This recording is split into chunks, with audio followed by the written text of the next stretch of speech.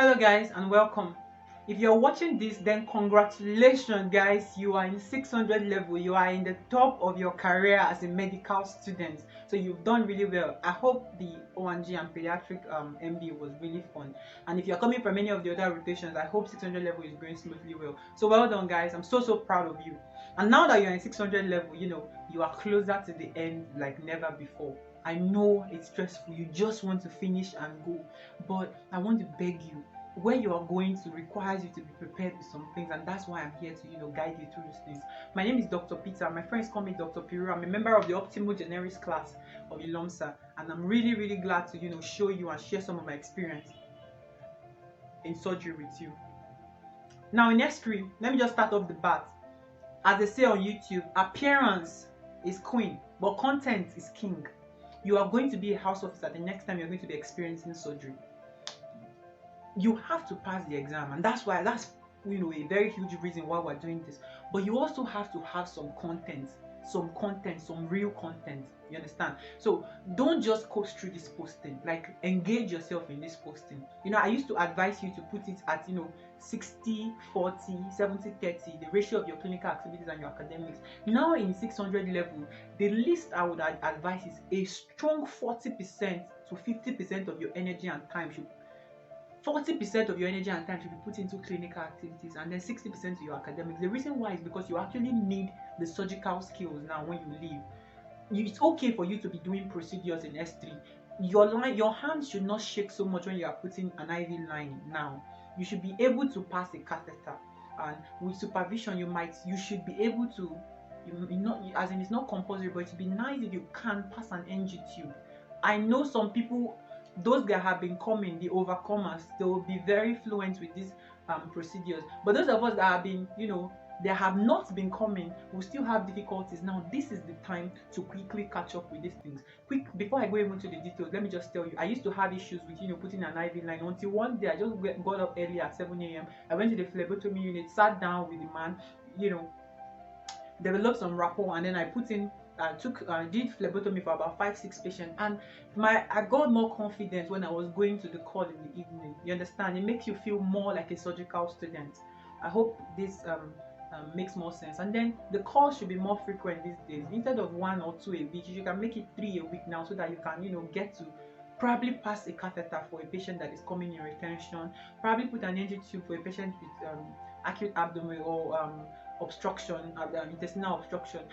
So by now you should be getting those kind of skills strongly into your own knowledge and your skill set.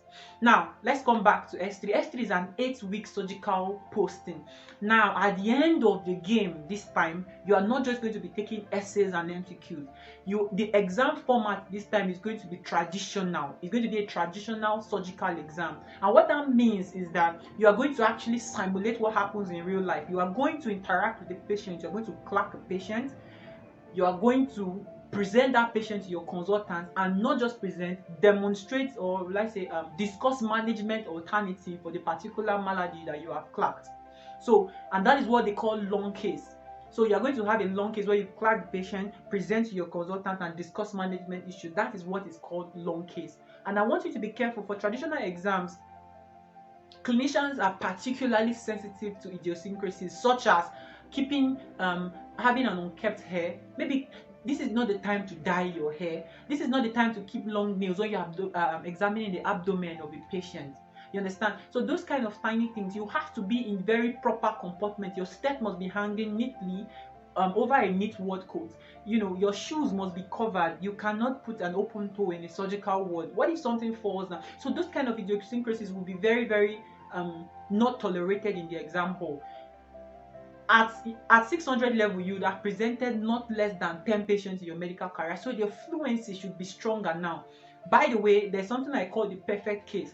The perfect case is where you actually record the examination finding of a perfect patient that has no malady, so you know how to present a perfect examination, so that on examination, I found a young man who is not in any distress, conscious, afebrile, pale, your flow needs to be perfect, and the way you can perfect your flow is to record the perfect examination, play it over and over, so you can get used to the medical lingo, the medical terms, the jargon, so that it will move easily through, it will flow through easily through your lips during the exam. And that is fluency that determines, fluency and confidence is what will determine, is what will make the clinician say you have not been coming. And you have not been coming is not something to hear in the exam hall. So it's very important that you you become good in presentation. You can do it with your mirror, you can do it with your phone recorder, you can do it with your classmates. Just be very, very smooth when you are presenting. Now, I must tell you that confidence is not knowledge. Confidence is not stuff. However, confidence is a very vital catalyst to stuff. So that when you are moving clearly, confidently, you are stopped less often. And the less amount of time you are stopped during your presentation in the traditional exam, the better your prognosis at the end of the day. Anyway, sorry for diverting with so much um gusto. I know this because I've been a chaperone in the exam before, and I've gone through the exam before, and I'm telling you that what's going to put you off, what's going to put the examiner off, will just be a very tiny mistake that confidence can easily cover up for, and as well as coming, what they say, coming to clinical activities will easily, cover up for. Anyway, back to the exam. So there's going to be a long case, there's going to be short cases. Usually you have 3 short cases. Short cases are where your examiner, takes you by the hand and moves, randomly through the word, and then you discuss 3 what they call short cases with him. It can range from something as simple as a wound, dressing of a wound, and it can go as advanced as you discussing management options for hydrocephalus. It can be a colostomy. It could be anything. It can be a patient on external fixator. So, and we can predict short cases. We know what the usual short cases can be, and if you have been coming, you would have known this. There is going to be a separate video that will discuss, short cases, long cases, clerking examinations, and all this kind of thing. Also, in your short case, you might be given a radiograph to interpret, a chest X-ray. What are your findings? It can be examining the abdomen of this patient. So that is how your exams can go. That's what we mean by a long case, and then that's what we mean by a short case. Short cases are usually 5 minutes per patient, while the long case will go as long as 30 minutes. So I want you to have a mental image. Also, as part of your traditional exam, you're going to have vival station. A vival station typically is where 3 consultants from different subunits, from different subspecialties will sit, while you will be standing or sitting, as the case may be, and then you guys will just discuss seemingly random cases. And during the short case, again, your ability to express yourself will be very, very well, it will go a long way during your exam. Honesty is a good policy in the exam.